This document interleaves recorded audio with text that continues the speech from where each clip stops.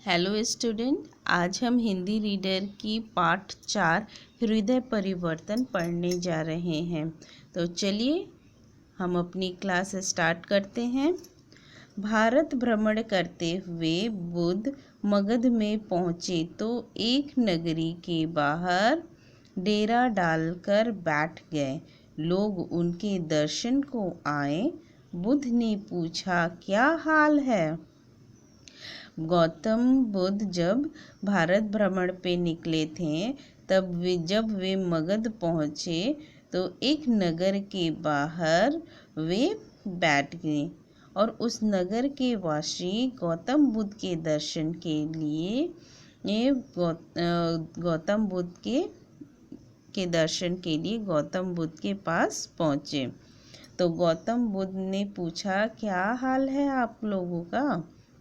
सबने कहा, बहुत दुखी हैं हम। किसी ने कहा, मेरा लड़का मारा गया। किसी ने कहा, पति मारा गया। किसी ने कहा, भाई मारा गया। बुद्ध ने आश्चर्य से पूछा, क्या हो गया तुम सबको?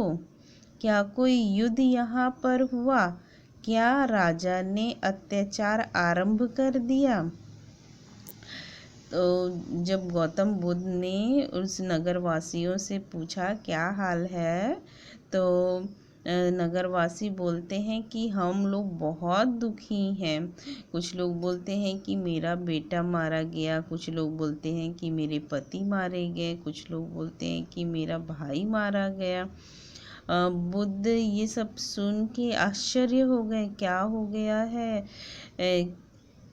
यहाँ कोई युद्ध हुआ है कि यहाँ का जो राजा है उसने अत्याचार करना स्टार्ट कर दिया, आरंभ कर दिया है? लोगों ने कहा, नहीं महाराज, राजा अच्छे हैं, युद्ध भी नहीं हुआ। यहाँ एक डाकू रहता है, अंगुलीमाल। वह प्रतिदिन एक नए व्यक्ति को मारकर उसकी अंगुली काट लेता है।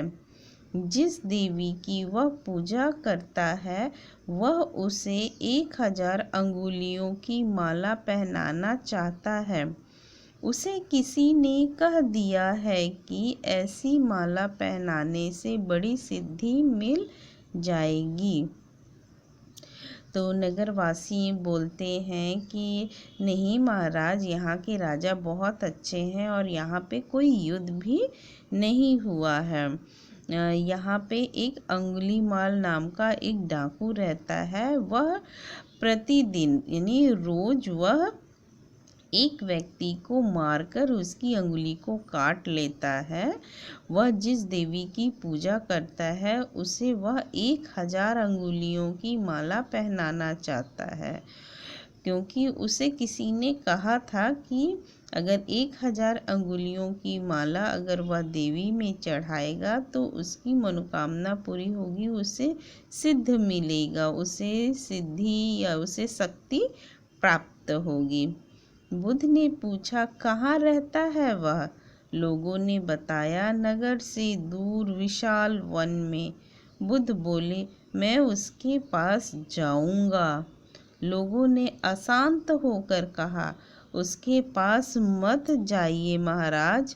किंतु बुद्ध मानने वाले नहीं थे, उठे चल पड़े। लोगों ने कहा, उससे राजा के सिपाही भी नहीं हरा सके, आप बिना हथियार के क्या करेंगे? फिर गौतम बुद्ध पूछते हैं कि कहाँ पे वह रहता है। तो नगरवासी बोलते हैं कि वह नगर से काफ़ी दूर एक विशाल वन में रहता है। बुद्ध बोले कि मैं उसके पास जाऊंगा। तो लोग बहुत अशांत हो गए। फिर वो बोलने लगे कि महाराज मत जाइए उसके पास में, वो बहुत खतरनाक है, बहुत खतरनाक है। उससे तो राजा के सिपाही भी नहीं लड़ सकते हैं, जिनके पास हथियार है वे भी उनसे हार जाते हैं, और आप तो बिना हथियार के हैं, आप कैसे उसका सामना करेंगे? आप कृपया करके मत जाइए। बुद्ध बोले, मेरे पास ऐसा हथियार है जिसके सम्मुख और कोई हथियार नहीं चल सकता।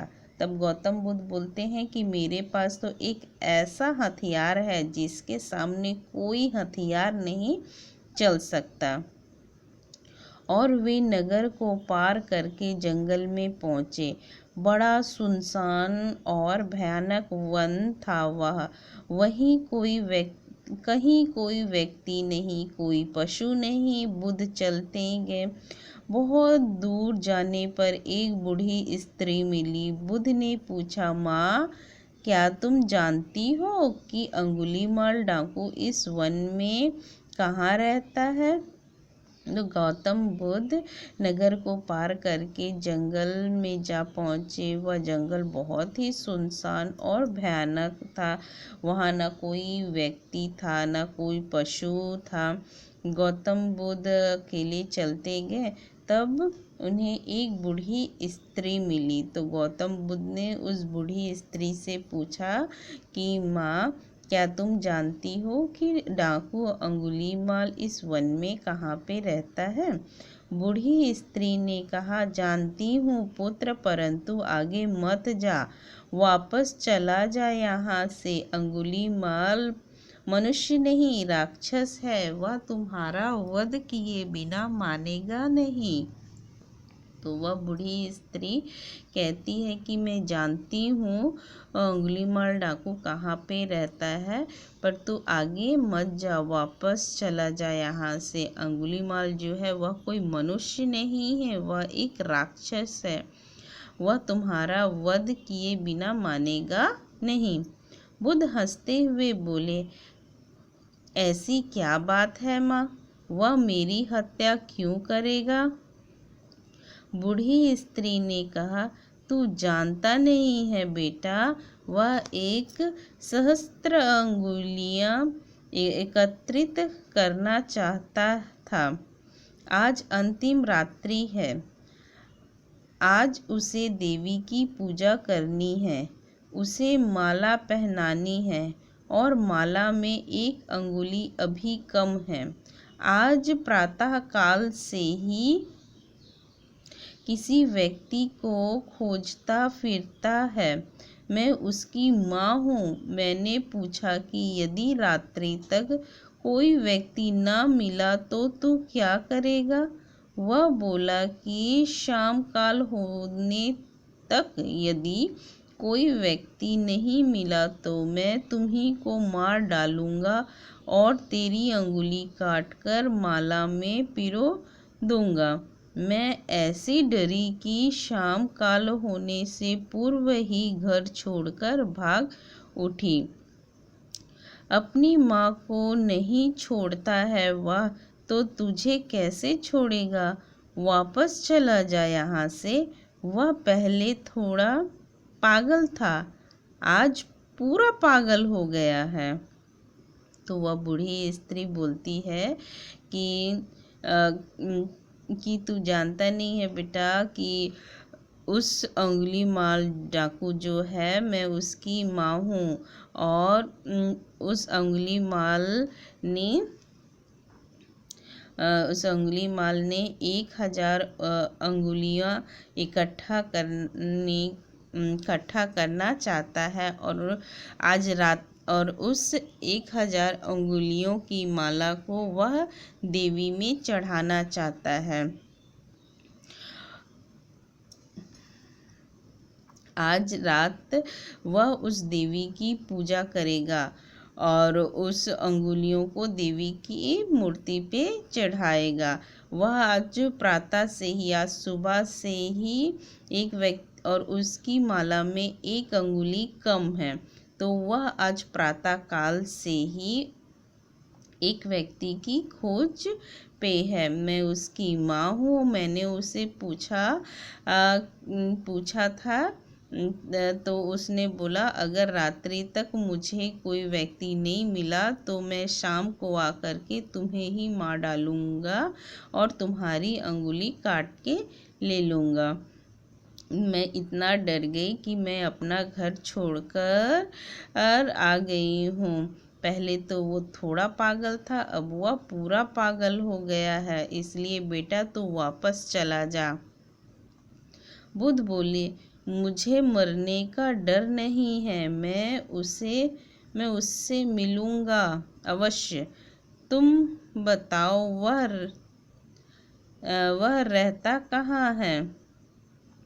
गौतम बुद्ध उस बूढ़ी स्त्री की बात को सुन करके बोलते हैं कि मुझे मरने का डर नहीं है माँ, मैं उससे ज़रूर मिलूँगा। आप बताइए ना कि वह कहाँ रहता है। बूढ़ी स्त्री ने कहा, वृक्षों के काले झुरमुट के उस पार उसका मकान है, उसमें मिलेगा वह। परंतु मैं अब भी कहती हूँ कि मत जा वहाँ। तो वह बूढ़ी स्त्री बोलती है कि तू वृक्षों के जो काले झुंझाट हैं उसको पार करेगा तो वह मिलेगा। मैं फिर भी कह रही हूँ कि तू वहाँ पे मत जा। बुद्ध हंसते हुए आगे बढ़े, झुरमुट के उस पार चले गए। सामने मकान दृष्टिगोचर हुआ।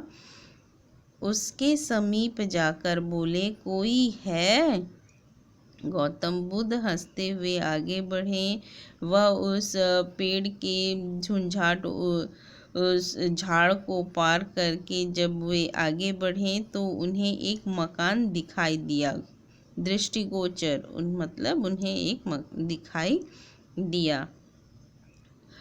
उसके समीप, उस मकान के समीप जाकर के वे बोले, कोई है? अंदर से आवाज आई। थोड़ी देर में अंगुलीमाल बाहर आया, हाथ में तेज तलवार थी। द्वार के बाहर आकर बोला, कौन हो तुम?